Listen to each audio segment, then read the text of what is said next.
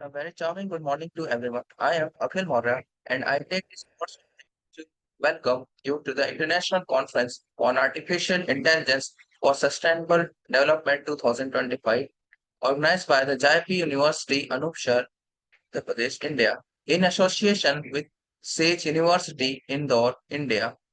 Icaisd 2025 is being organized with the objective of bringing together scientists, professors, research scholars, students, and industrial experts in the field of artificial intelligence and sustainable development to a common forum. The primary goal of the conference is to promote the exchange of innovative scientific information between researchers, developers, engineers, students, and practitioners. It will provide opportunities for academics to receive informal, in-depth feedback through discussions and to enable them to establish contact with professionals in various countries and institutions, and also to encourage regional and international communications and collaboration. ICAISD 2025 is being held during 25 to 26 October 2025, organized by Jaipur University in association with SAGE University. This conference was able to attract a diverse range of engineering practitioners, academicians, scholars, and industry delegates. With the reception of 84 papers, only 22 papers have been accepted and registered with an acceptance ratio of 26% to be published in the 10 volumes of prestigious Android Engineering and Technology series. Okay, now let's move forward with our program and let's invite the organizing chair of ICISD 2025, Dr. Deepak Gupta.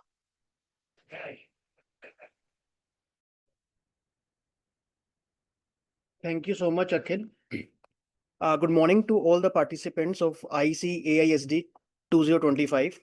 On behalf of the organizing committee of the conference, I welcome you all to the International Conference on Artificial Intelligence for Sustainable Development being organized by JP University, Anup Saher, in association with Sage University, Indore. Publication partner, Adroid Conference Engineering and Technical Series. First and foremost, I would like to extend my heartfelt gratitude to the governing management, faculties, staff, and students of JP University, Anup Saher, and Sage University, the keynote speakers, our panelists, delegates, session chairs, paper presenters, and participants of this conference. I would like to thank Dr. Nishant Srivastav, JP University, Anup Saher, the General Chair, and Dr. Jitendra Saxena from Sage University, who helped to organize the conference in such a successful manner. I would like to welcome our keynote speakers, Dr. Badri Narayan Subudhi from IIT Jammu, India, Professor Rashmi Yadav, Sage University. We are grateful to them for accepting the invitation to take part in ICAISD 2025 and will share their expertise and knowledge with the participants of this conference. We are grateful to our core committee chairs who have not present here but have supported us during the organization and implementation of this conference. Now, I would like to give some insights regarding the conference. ICASD have attracted more than 100 papers, and after rigorous peer review process, only 22 papers have been accepted for presentation. All the presented papers will be published as a proceeding in Android Engineering and Technology series proceedings indexed by many reputed databases like Google, DBLP, etc., and be submitted to various databases like Scopus and Web of Science. The conference will not be possible without the active participation and support of Dr. Aditya Khamparia. I would like to appreciate for giving their time and energy in making this event a huge success. At last, but not the least, I would like to thank our sponsors, student volunteers, reviewers, special session organizers, participants, keynote speakers, and publication partner for their constant support in organizing the conference in hybrid mode. Thank you so much.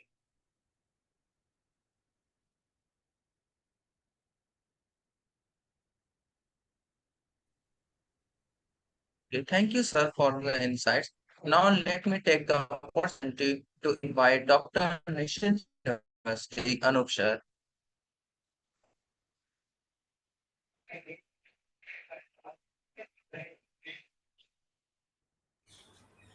Thank you, Deepak sir, for giving me the opportunity. Uh, Now I welcome all distinguished guests, respected Vice Chancellor, keynote speakers, session chairs, fellow academicians, researchers, industry experts, and dear participants who are joining us from across the world. It is indeed my great privilege and pleasure to welcome you all to the International Conference on Artificial Intelligence for Sustainable Development 2025, organized by JP University Anup Jain in association with Sage University.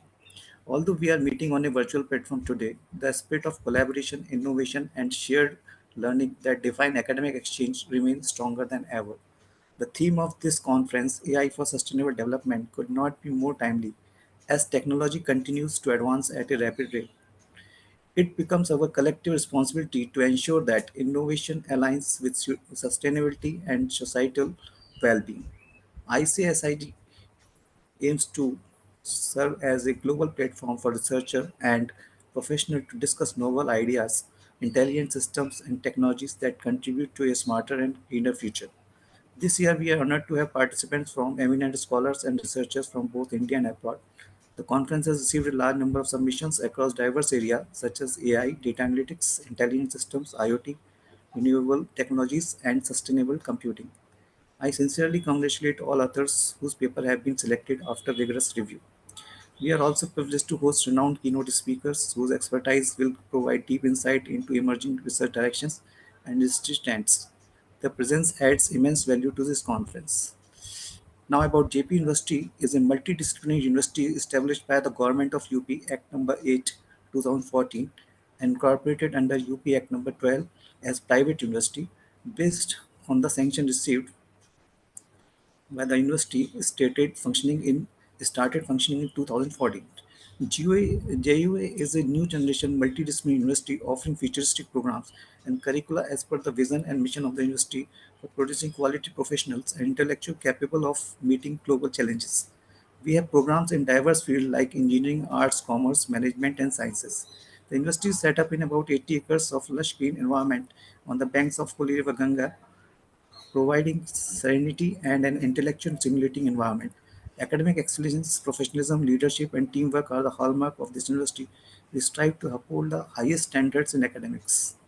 I would like to take the opportunity to express my heartfelt gratitude to our Honorable Vice Chancellor, Professor Rajiv Saxena, for his constant encouragement and leadership. My sincere thanks to the Technical Program Committee, reviewers, session chairs, and our organizing team, whose hard work behind the scene have made this virtual event possible. Special appreciation is also due to our IT and technical support team who have ensured smooth coordination and online management of all sessions. To all our participants, I encourage you to make the most of this opportunity, engage actively in discussion, network with your peers, explore possibility for future collaborations. Even though we are physically apart, the digital medium brings us closer as one global academic community. As we formally inaugurate the conference, let us reaffirm our commitment to advancing research that is not only intelligent but also sustainable research that serves humanity and shapes a better tomorrow. Once again, I extend a very warm welcome to each one of you. I wish the conference great success and hope it inspires many new ideas, partnership, and innovation. Thank you and have a wonderful and productive conference ahead. Thank you, Madam. Thank you so much, sir. Now, let me take the opportunity to invite Dr. Jitin Saxena from Sage University, Indore.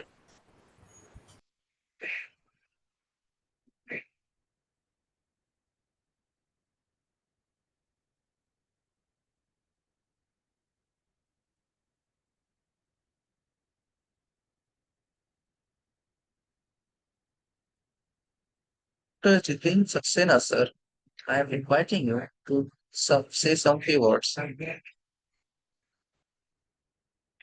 Yes, sir. Yes, good evening to all. I am audible. Audible, sir. Yes, sir. Hello. Yes, sir, Yes, you are good audible. evening. Okay, good morning to all. Thanks to the organizing committee for inviting me. And my some words I will tell about the AI for sustainable development. It is a very important topic, and we have worked for this conference for around 30 days. We are continuously working, and my efforts are there to coordinate with all the organizing committee. And as I'm working in a university as a professor, I will like to share my thoughts for this topic. Now, in AI, as per in terms of AI, I would like to speak for the sustainability is a global issue. And now the sustainability development goals, which are 17 sustainable development goals, how to relate with AI is an important issue. Now, if we talk about the artificial intelligence and how our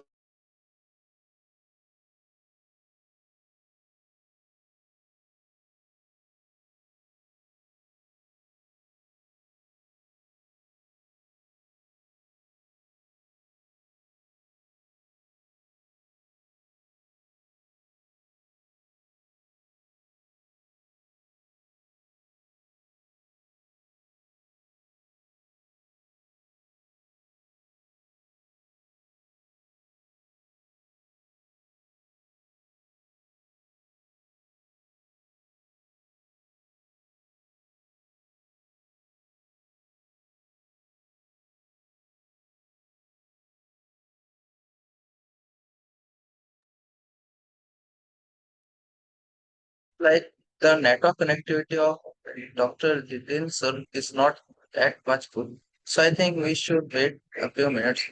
We may be able to join. hello, I am audible, sir. Audible.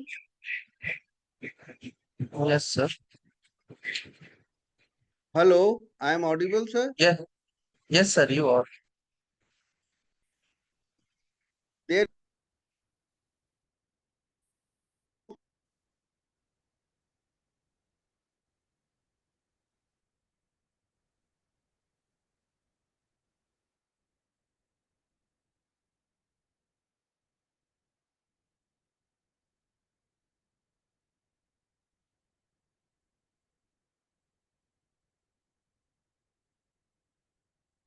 Sir, can you speak?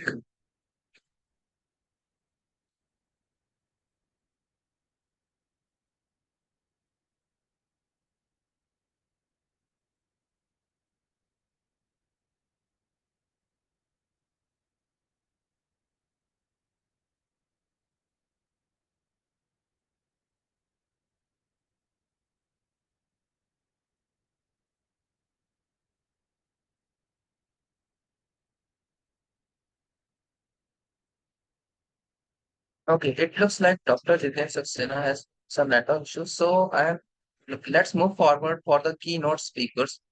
First, I would like to invite Dr. Badrinath Subudri sir from IIT Jammu. Dr. Badrinath Subudri sir is an associate professor at the Indian Institute of Technology at Jammu, India. He received a BE degree in Electronics and Communication Engineering from Viju Patnaik University of Technology, Rourkela, India, and an MTech degree in Electronics Systems and Communication from National Institute of Technology, Rourkela, during 2008 to 2009, and the PhD degree from the Machine Learning Machine Intelligence Unit, Indian Statistical Institute, Kolkata, India in 2014. From 2014 to 2017, he was an assistant professor with the National Institute of Technology, Goa, India. In 2017, he joined the Indian Institute of Technology, Jammu. He is a senior member of IEEE, a life member of IUPRAI, a member of ACM, and a member of APNNS. His research interests include video processing, image processing, machine learning, pattern recognition, and remote sensing. With this address, I would like to invite Dr. Badrinath Subudhi sir to address everyone. Thanks a lot, Dr. Deepak. Uh, may I get access to share my screen?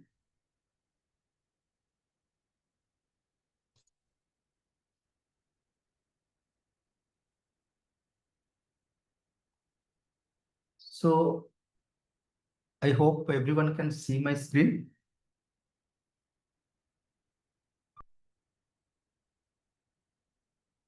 Hello. Yes, sir, we can see your screen. Okay. So my screen is visible, and if I'm changing the slide, also you can see the change. Please have a look once. Yes, sir, the change is visible. Okay. Uh, thanks a lot. First of all, thanks a lot for inviting me and giving me an opportunity to share my knowledge. So in today's talk, I'll be giving a specific talk or specific application which we are concentrating at IIT Jammu in collaboration with CFMRI. Uh, the title of the talk, I kept it as Artificial Intelligence in Monitoring Fishes in Marine Case Farming. So this is a very new area on which we are working, and it's a funded project actually from DST, Department of Science and Technology. So I'm concentrating what exactly the work we are doing in collaboration with some industry, and this is what exactly how we are proceeding at IIT Jammu. So this part I am delivering in this note.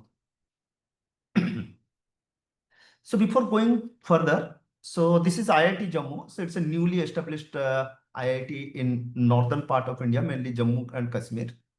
So it is established in 2016, and I am part of electrical engineering department at IIT Jammu. So it's a very new IIT, and we have several facility to cater the research facility in. So this is our lab where we are concentrating on research on underwater research, we say. So this is, we named it as underwater AI labs here, since we are working on underwater things by application of artificial intelligence. So that's why we have given it as underwater AI lab. So we have several equipment starting from you can say hydrophone, ROV, AUV, many data processing units starting from HPC facility. These are just separate and dedicated section for doing everything.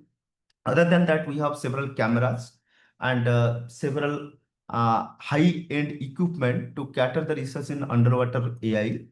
And if you consider this is the only lab in India which is working on underwater AI things, and you may not find this much big lab or research facility anywhere other than India. And we have a large list of visitors who are visiting IIT Jammu specifically to see this lab actually.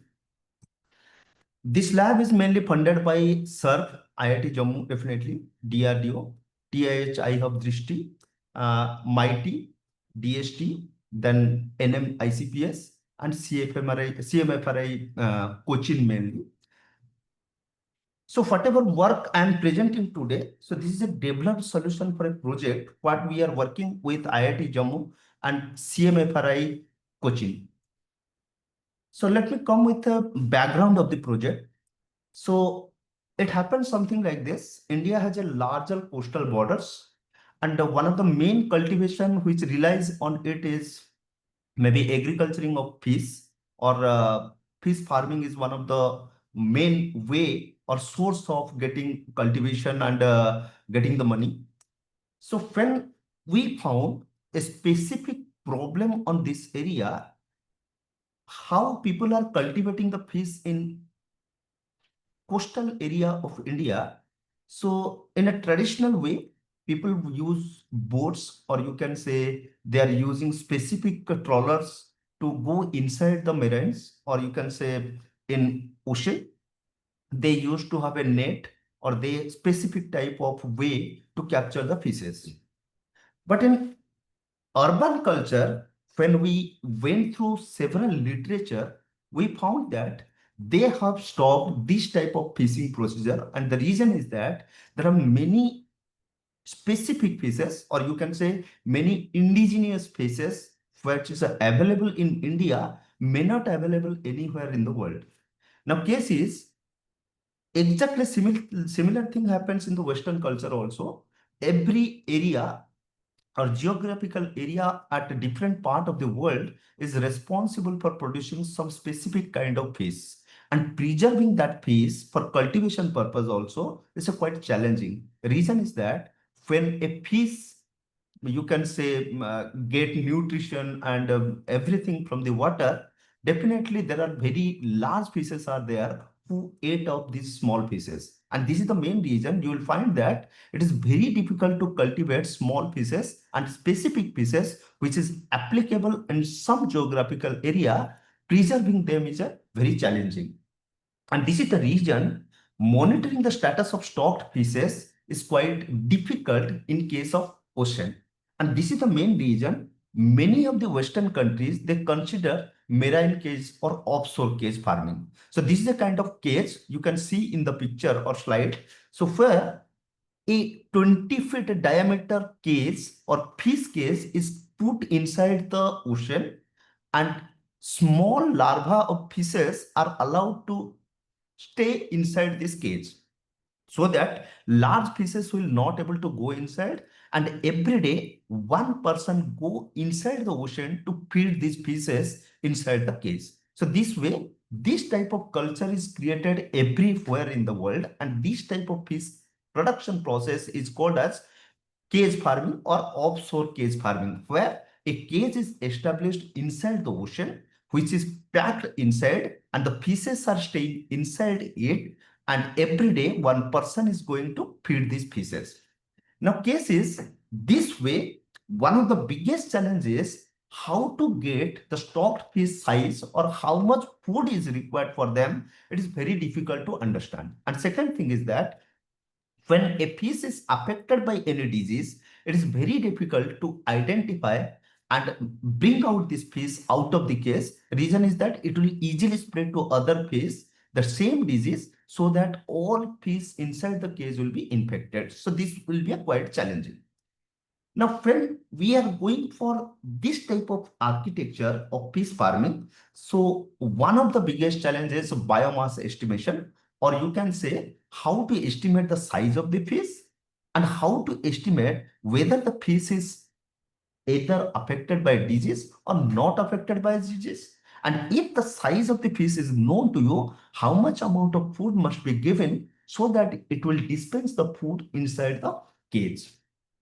Now, considering this, the problem statement comes to this form that marine cage farming in India mostly relies on manual monitoring, where a person inside the ocean, or if a person is responsible for taking care of this fish, he has to go inside the ocean every day to feed these fishes, may be affected by many weather condition, maybe harsh weather condition, or maybe possible that without any interest, every day he has to go to ocean to feed these fishes. And second thing is that there is no way by which you can go for real-time monitoring. And definitely, since real-time monitoring is not there, precision aquaculture, improve productivity, then many other things came into picture, which is very much difficult for identifying what is the quality of the fish, and definitely what is the size of the fish, so that you can get it exactly growth fish in the time. So for this reason, our aim is, or in this project, our aim is to how to go for non-intrusive way, real-time scenario will monitor this piece and find or enable precision aquaculture, improve productivity, definitely reduce the toss, risk, and enhance the sustainability of this piece. So for this reason, we have made the objective something like this. We are thinking of a computer vision based monitoring devices. So, or you can say a camera is installed inside the fish cage, and which is trying to count the number of fish, size of the fish, and based on the size of the fish, how much food amount is required, that's supposed to supplied in the fish tank. And no need for a person to go inside the ocean every day. Rather, a food container will be there, or food dispenser will be there, which will flow the foods or a required amount of food inside the cage. And definitely, when we are going inside the ocean for monitoring these fishes, definitely if a fish has poor movement, or you can say wrong movement or abnormal movement, we need to identify if the fish is affected by any disease, so that we can bring out this thing outside the cage. So this is what exactly architecture we proposed or we developed. So we have some camera which we are installing inside the cage. So we are going initially for enhancing the content inside the ocean, or whatever the images we are capturing inside the ocean, we are enhancing the content. Then we are going for detecting the objects, what is available inside the cage. So this include identifying the blobs or the size of the fish, count the number of fish, biomass estimation, and following by we are going for object tracking, and then based on the trajectory of the object, we are identifying if the object is affected by any disease. So for all the cases, we are considering three different type of fishes. One is cobia, which is a very rare available fish in Indian Ocean, and this is having a very high demand in the global market. Second thing is the silver pompano, which is only available in Indian Ocean. And Indian pompano, definitely Indian pompano is available mostly in Bay of Bengal and Arabian Sea. So these are very rare category of fish which is available in the Indian Ocean. And geographical importance is that Indian Ocean is mostly available nearby India, so that these three specific fish category we consider for our application. So this is completely our architecture. So as I mentioned, enhancement, object detection, and object trajectory. So for this region, initially we have installed almost several cages in the Mandapam is a place in Indian Ocean. So which is just 100 or 200 kilometer nearby Kochi.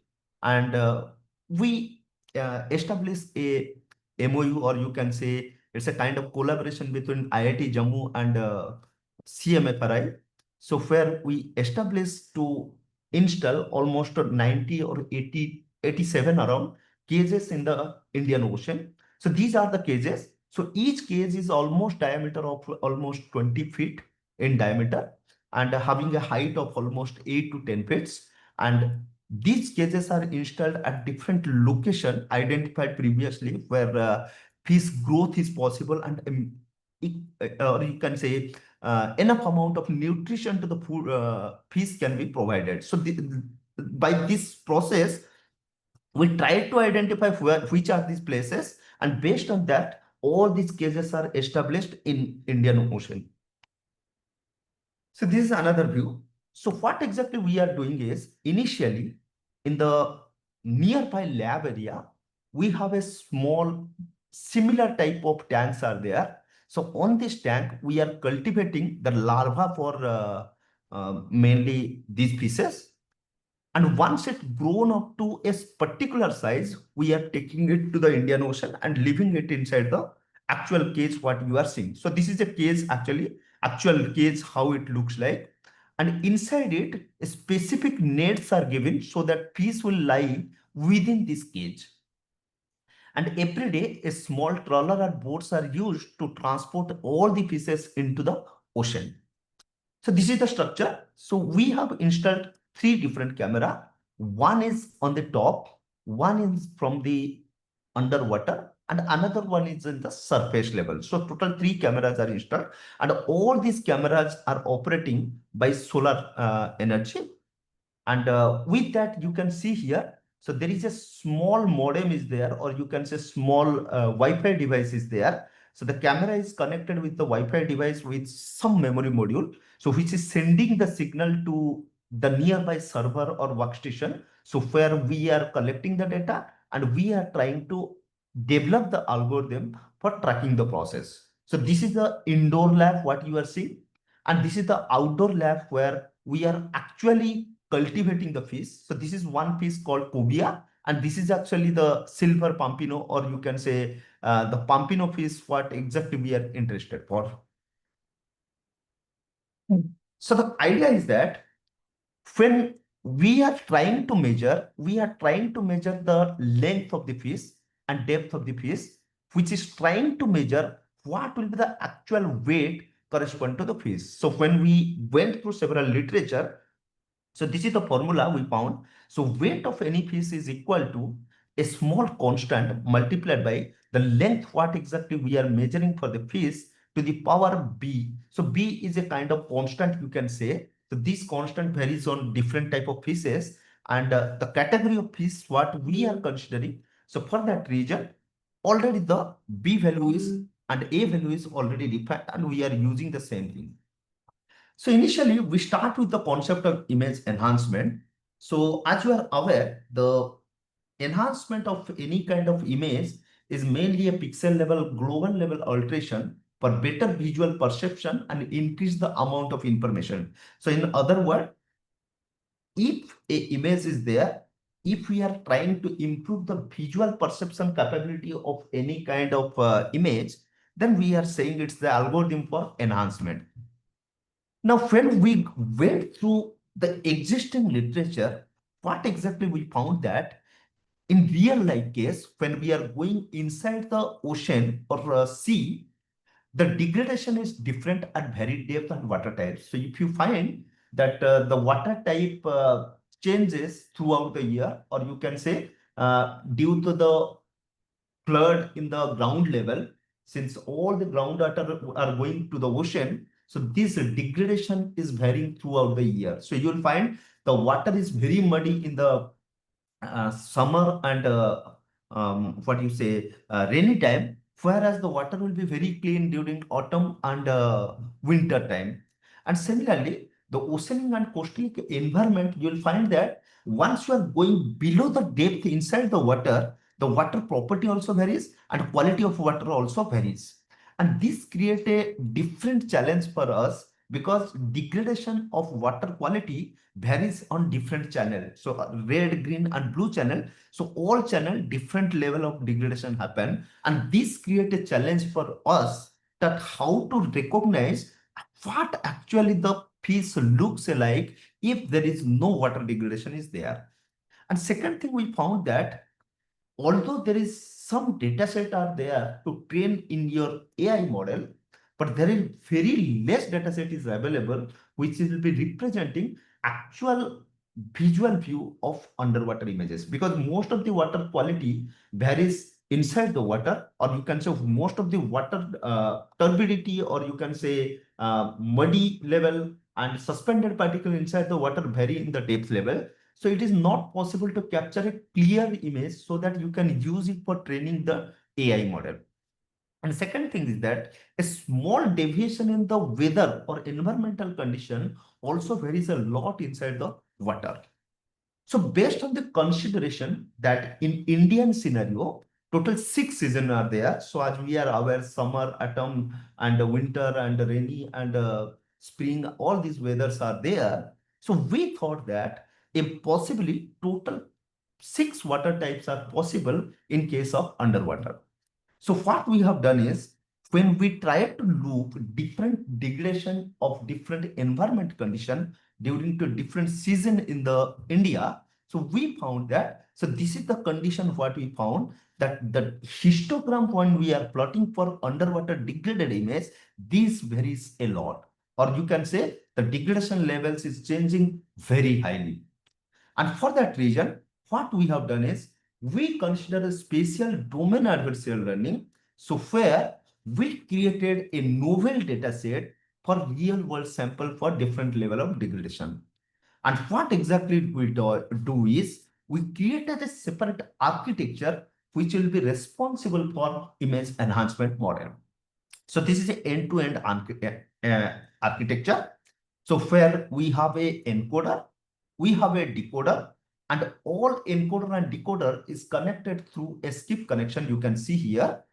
So input image we are giving it through encoder, and the output of encoder is fed to a classifier. So this classifier is mainly responsible for classifying what kind of image is this one. So whether it's an image from summer season, whether winter season, or a autumn season. So this classifier is mainly trained for 6 different type of class classification, that is for different weather condition.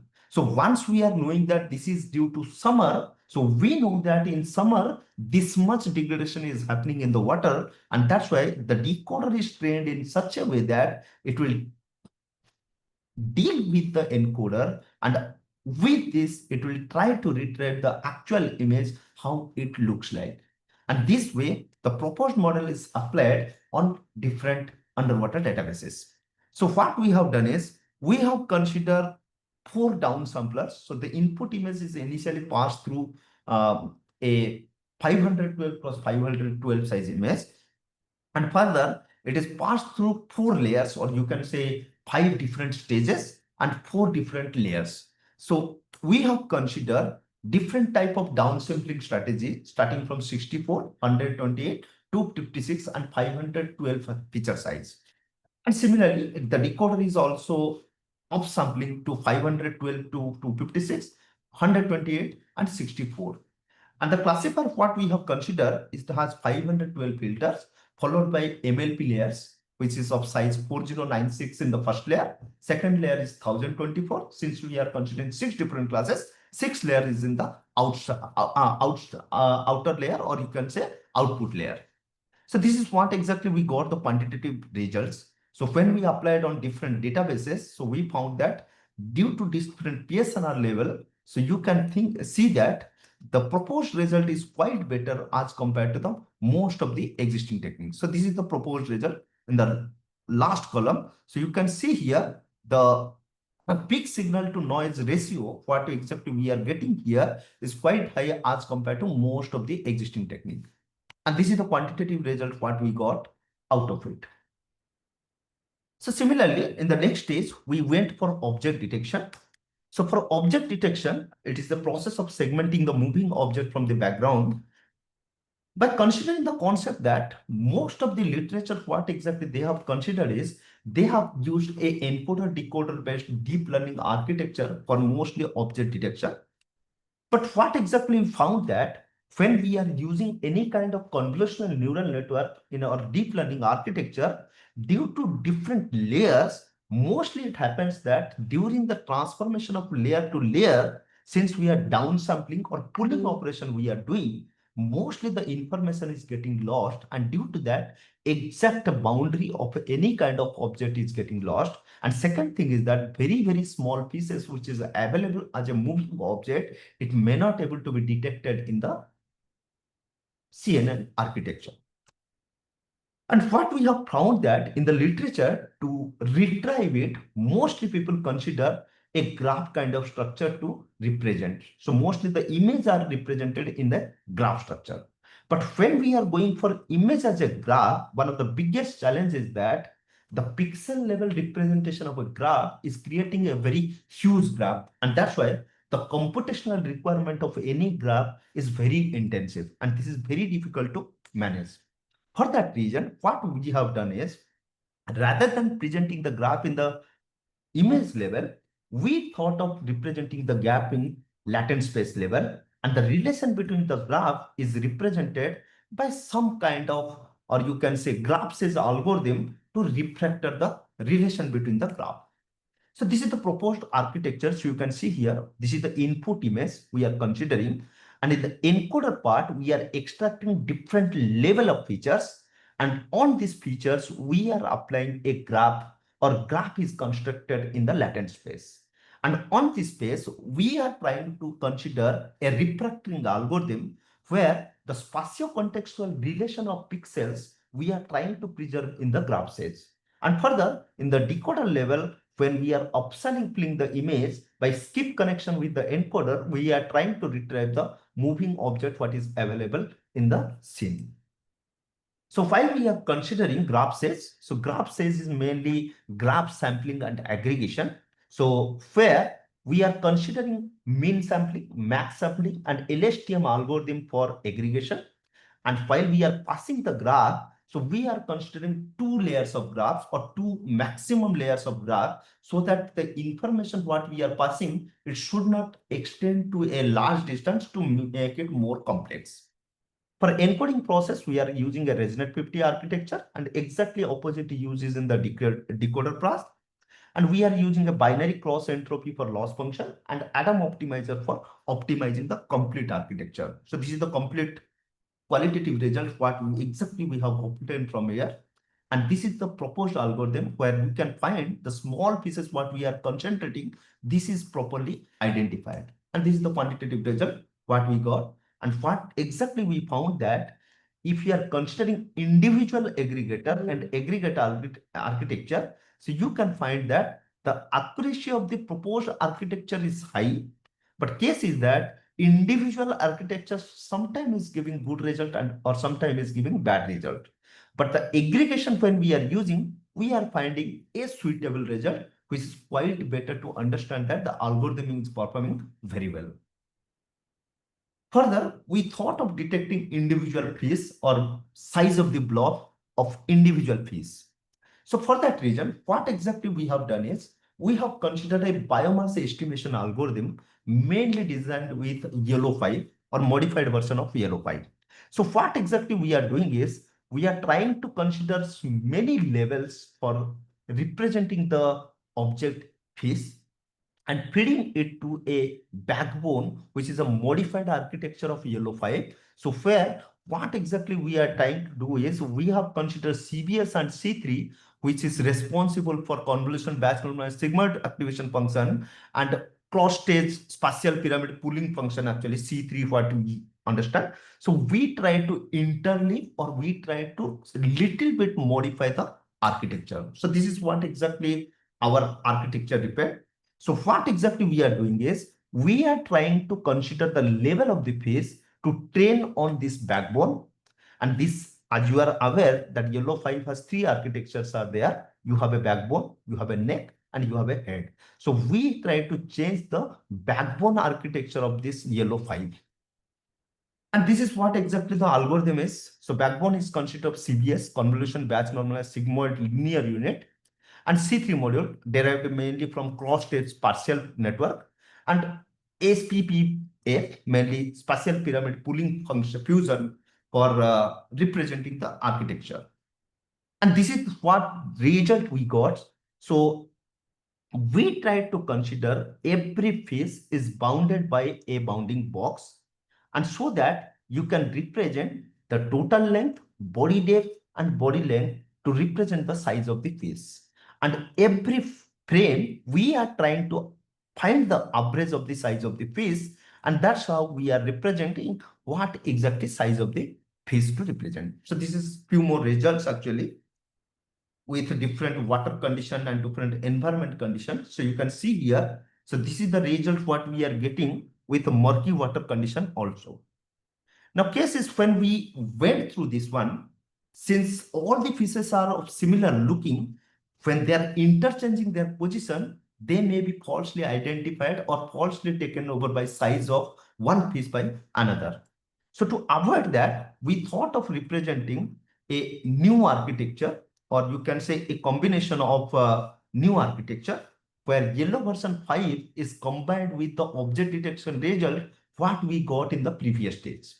So what we have done is we try to consider 6 different parameters from the object detection result. So which is minimum length and width, maximum length and width, and average length and width. And we try to fuse it with the result what we have considered with a modified yellow 5 version algorithm. So this is the result what we are getting.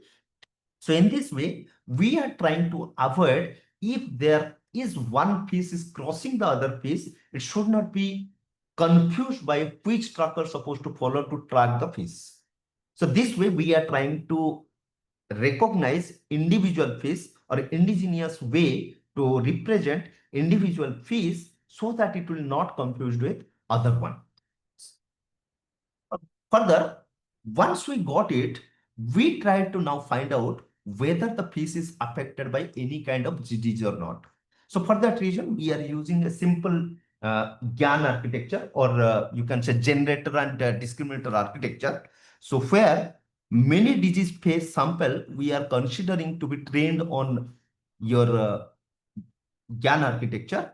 So generator is trying to create a specific way to represent a disease piece, and discriminator is trying to recognize if it's a disease piece or not. And in this way, we are trying to identify if a piece is affected by disease or not. So this is a kind of view where we have tried to identify whether a piece is affected by disease or not.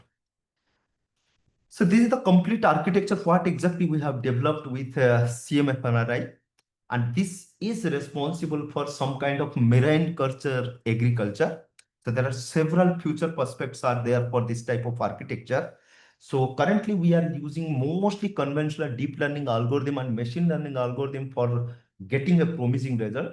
there is a specific reason for it because we need a real-time result monitoring for these pieces.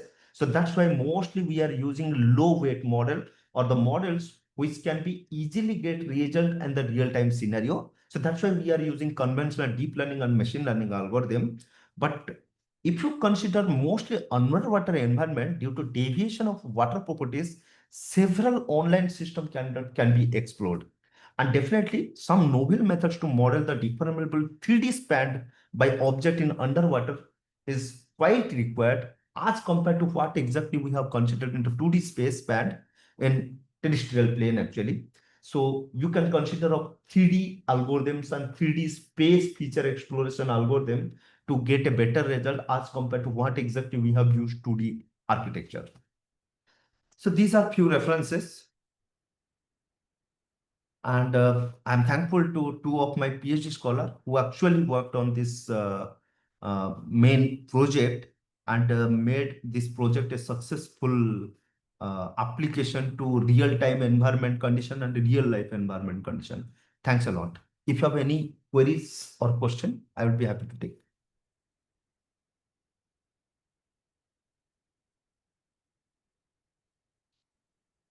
I hope I'm audible.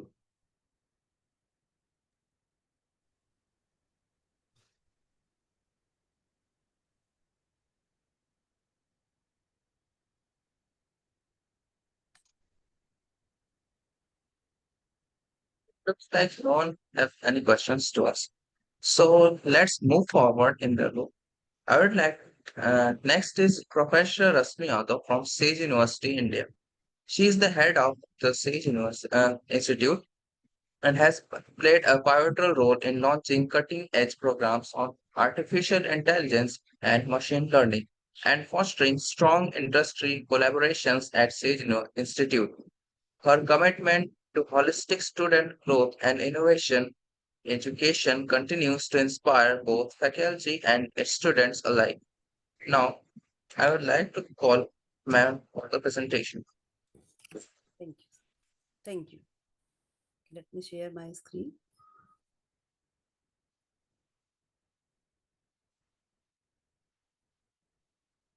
Hello.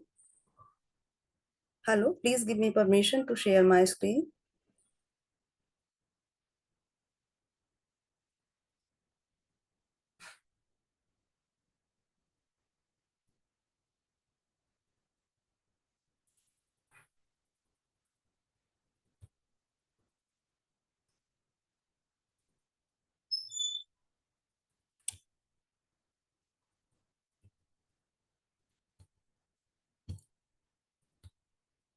Hello, may I audible? Yes, sir. Okay. So first of all, very thanks to the organizing committee of the JP University Anup Shahar, Uttar Pradesh, and in association with the Sage University Indore for inviting me as a keynote speaker in such a wonderful topic that is artificial intelligence for sustainable development. That is actually a today's need. So I start my presentation. So let us first the uh, keynote speaker already given a very wonderful, the one work mm, display, and I am give a more generalized objective of this conference, that artificial intelligence in the sustainable development. So first I will give the what is the artificial intelligence. As everybody knows that AI enables computer to think, learn and act intelligently much like a human, but often faster. Basically, the AI is reshaping the work we live, work, and connect with the world. And what is the meaning of the sustainability? Is meeting our own needs without compromising the ability of future generation to meet their own need. So nowadays, AI is not limited only for the technologically advancement, it is also solve the world fringe problems. And AI play is a dominant role for complex problem solving. It is not just a choice, it is a most effective and reliable solution nowadays. So now we come with some statistics of artificial intelligence. The AI market is worth around $391 billions will go. This is the Grand View research. The global IT market is expected to reach nearly $3.5 trillions by 2033. So this is the statistics that how AI is exponentially growing. Now we come to what happens when the artificial intelligence with sustainability. So artificial intelligence with sustainability initiative make a significant turn in our methods for tackling environment and sociality issue. This transformative technology offer innovative solution to some of the most pressing issues as our time, as Professor Badri is always already described. Such a climate change, resource duplication, and waste management utilizing AI capabilities enable us to deep our grasp of complex ecological system, boost efficiency in all sectors, and cultivate a future that prioritizes sustainability. Key areas where AI supports sustainability, that is climate and environment, energy management, agriculture, healthcare, education, transportation, etc. So basically, we have classified the AI for sustainability is the climate and environment. So AI can significantly improve the monitoring of environmental condition and biodiversity. AI help monitor the environment and wildlife by analyzing satellite and sensor data. It tracks ecosystem changes, deforestation, and ocean health because we cannot go and check every time the ocean health. So AI providing real-time insights for better conversation and decision making. Such as example, the IBM Green Horizon initiative, which use AI to predict air pollution and reduce carbon footprint. But there are a lot of work remaining to the climate and environment for the use of AI. AI is also used for AI energy efficiency, optimize energy consumption. AI improve energy efficiency by predicting demand, optimizing smart grid, and integrating renewables. It also help building the industries, reduce energy use, lowering carbon footprint. So Google DeepMind is already work and the Excel energy is already work in this. Now we move forward to the classification of AI for sustainability, the sustainable transport. It is very, very important for the transportation sustainability and use of AI, as the Tesla use AI in its vehicle to optimizing driving behavior, improve energy efficiency, and reduce carbon emission. But apart from this, there is so many things are already required in the artificial intelligence. Now, if we see the AI use for the advancing sustainable agriculture, AI make agriculture sustainable by analyzing data from drone and sensors to monitor crops, soil, and water.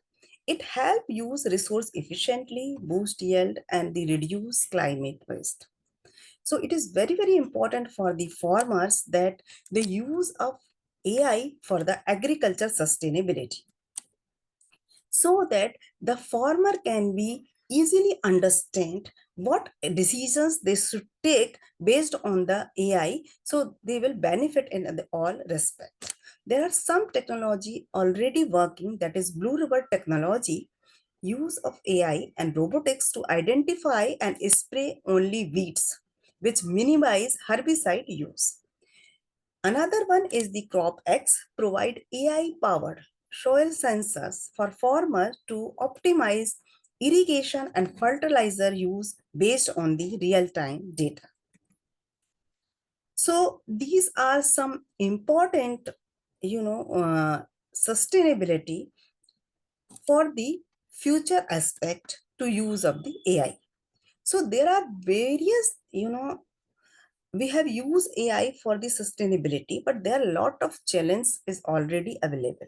So let us see what are the challenges available in the current scenario.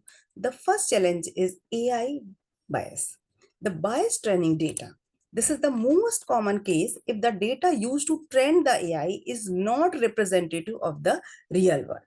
So it is very difficult for us to give the decisions for the people, because people are based on our decisions. What AI will give, people will definitely do that. So our data is the highly unbiased and not based on the too much historical. We need some knowledge base also included in this.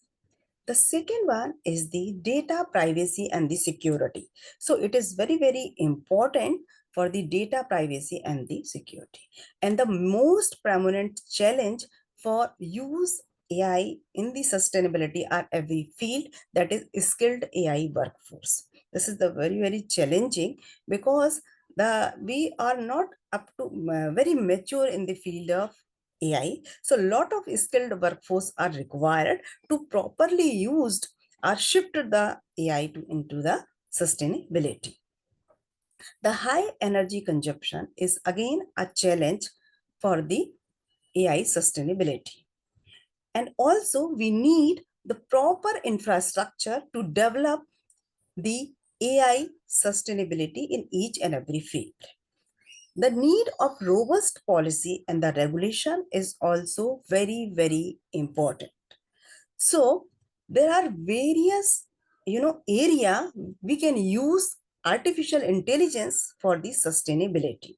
Suppose we have used in the medical field. So there are a lot of work is already doing in the medical field or human health field for the sustainability, but it is not the up to the level. So if we know the after before 10 years, I know might be I'm suffering from the cancer. If I know this decision based on the AI, so it is very, very easy for me to protect and the cure for the cancers. But what is the present situation? Present situation is, there is, when the disease is come in my body, then only I know that the disease is cancer. So if we go for the accurate prediction, we know that the disease before 10 years, I know that might be I'm suffering from this disease. So this is very, very important for the human life and the societal upliftment in the field of the medical. So now, and the second, now next to the move, there is some, climate change. So climate change is also very, very important, because our whole world will be depend on the, what are the climatic condition, what are the global warming. If we know all the energy consumption, resource depletion previously, so we can take an alternative strategy for that. But what is happening, that if the AI is not mature in this particular field, we didn't know that how we can, challenging the situation, or we can face with the situation. Ultimately, we are come into the situation and then we are going to solve this problem. So these are different areas where the AI sustainability is the very, very important. So now let's come to my conclusion. The artificial intelligence is a powerful tool for sustainability, helping us building a healthier, greener, and the more sustainable planet. By using, AI in every field of the world, so we can create a more sustainable planet that will help people life more easier, help environment climatic conditions, and all the problems. So these are some references taken from my site. And the next this is the wonderful conference topic that is taken by the JP University Anup Saher UP, and it is today's dire need. It is a dire need to be immediately the AI enter sustainability in much wider range. Nowadays, it is an a limited range. It is much wider range is required. So then, so that we can make a beautiful planet of this in all respects. So this is from my side. Thank you so much, JP University Anup Sir and the Sage University Indore for giving me opportunity to deliver a talk. Any query if you have? Hello? Hello? Hello? Hello?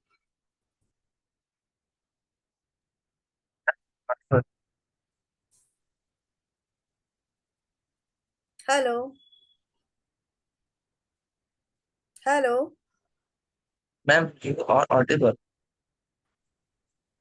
Hello? Madam, you are audible.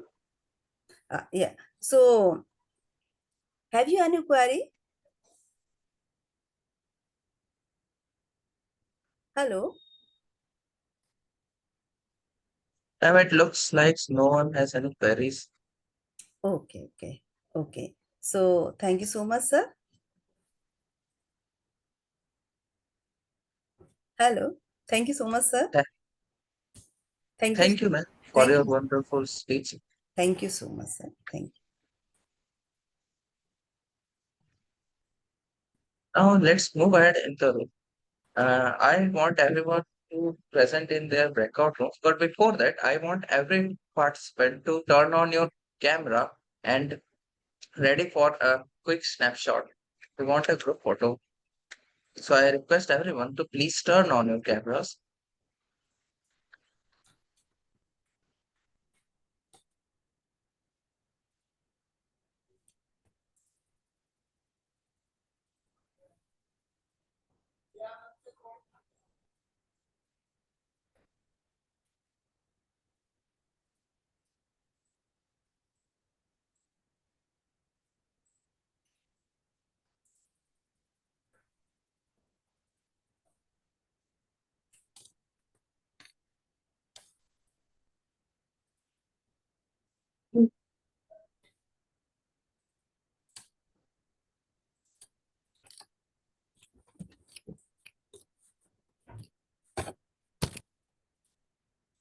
Everybody, please turn on your cameras.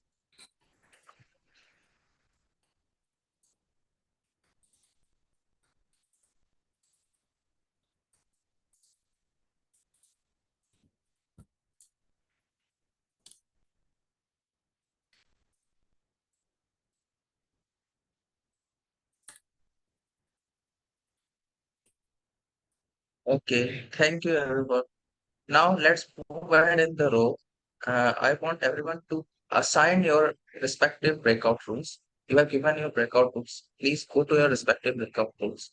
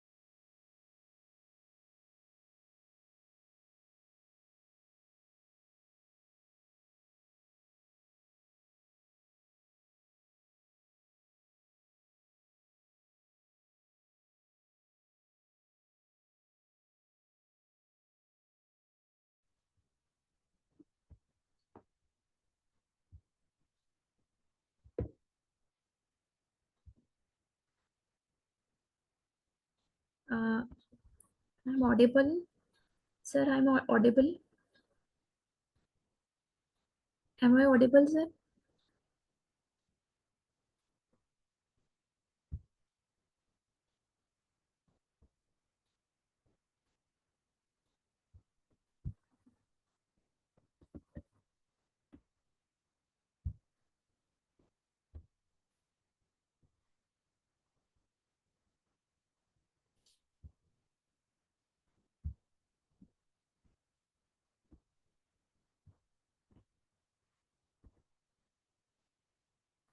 Am I audible, sir?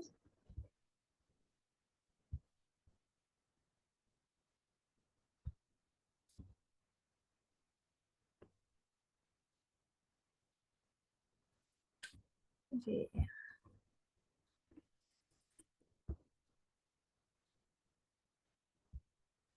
Yes.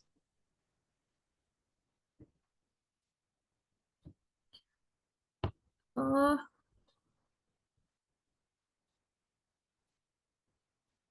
Please let me connect to uh, session 2.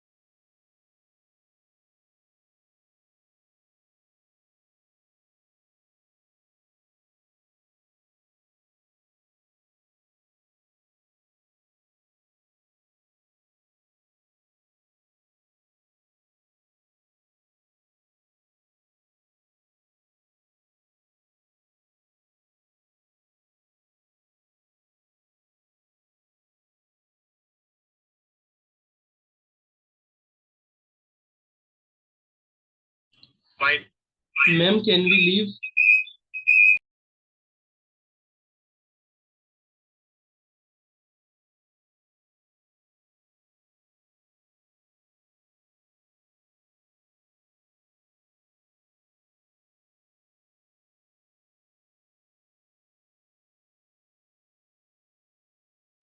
मुझे अभी 2 minute का लगा।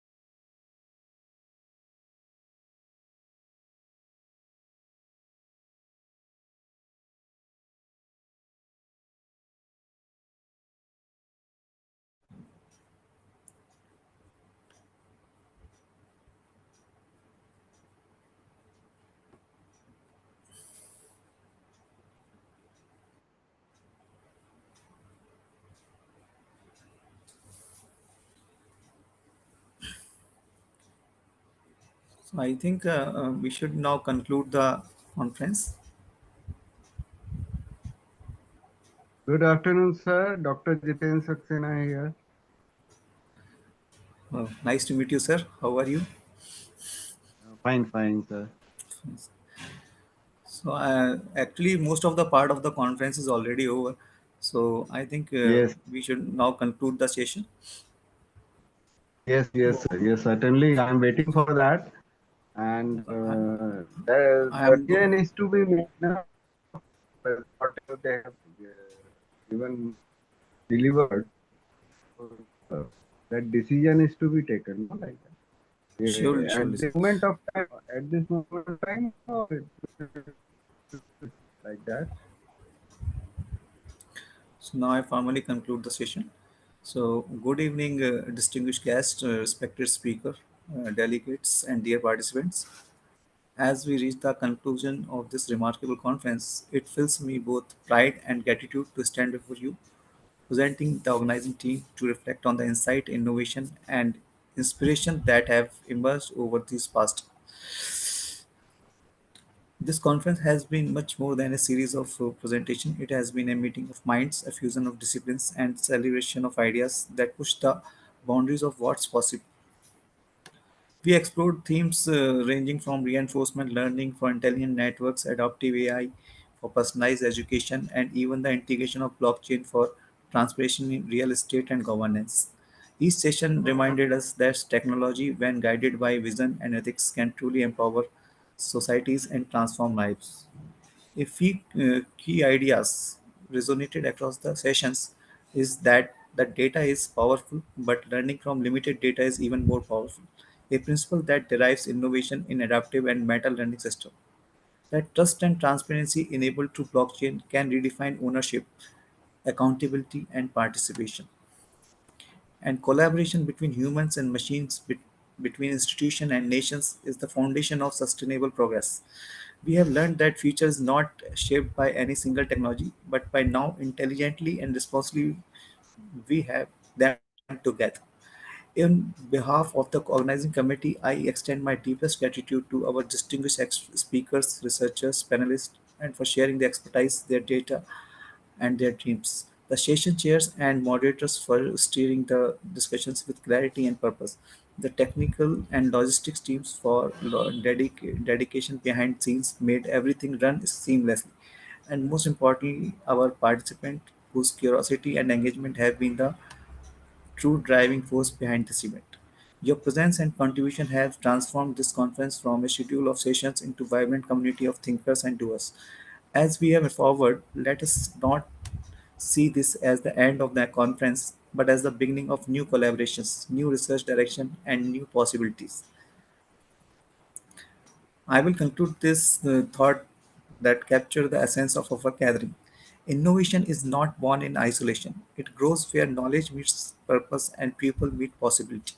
May this spirit of learning and collaboration continue to guide all of us as researchers, educators, technologists, and global citizens. Thank you once again for being part of this journey. We wish you safe travels, continued success, and we look forward to welcoming you again at our next conference. Thank you very much. Have a great day.